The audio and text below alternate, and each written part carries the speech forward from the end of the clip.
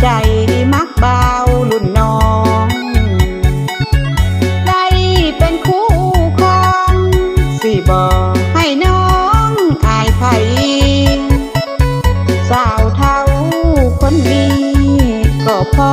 มีเงินให้ใส่ขอเพียงบักลามีใจ